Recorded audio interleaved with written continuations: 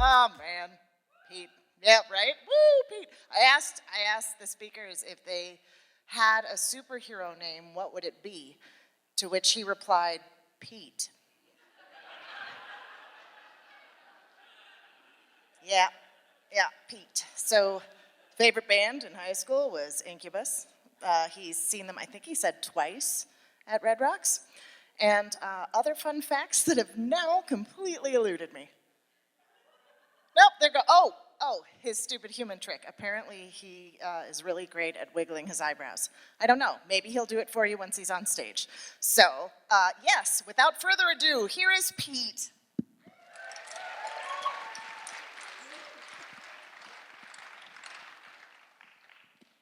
So the other day, I was at work cleaning up after one of our parties at the office, and said to myself, where's my Rosie the robot? We're a technology company, like, we should have this figured out. For those of you who are unaware, and this image doesn't jog your memory, Rosie is from the Jetsons, and I'm going to give you a brief history on that. Jetsons premiered 1962. First color cartoon on ABC television.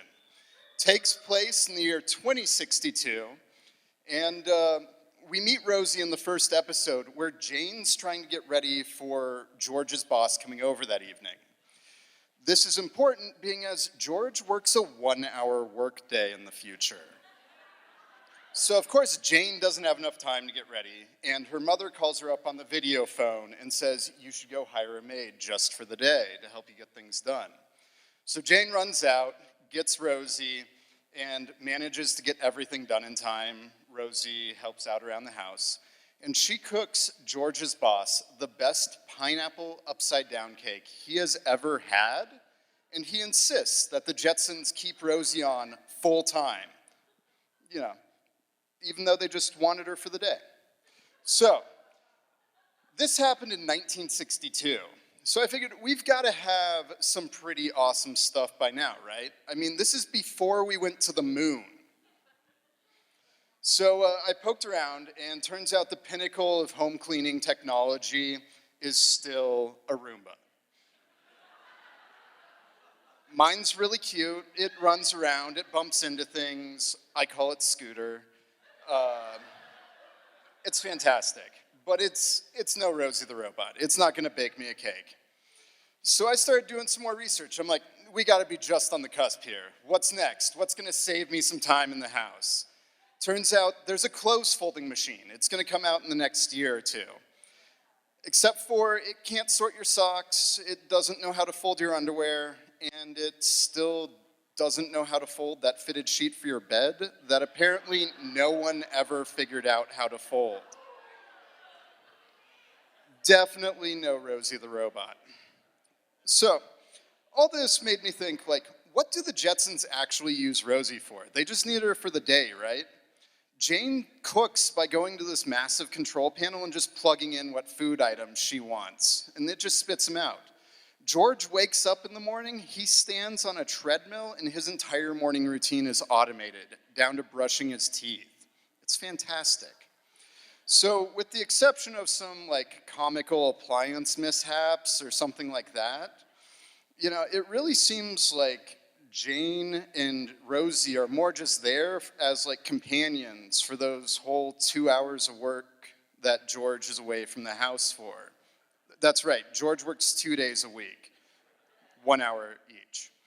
So, yeah, I started thinking like, maybe the Jetsons, like, they're not so far-fetched. Like, maybe technology really has come that far and it's just hiding from us a little bit or something.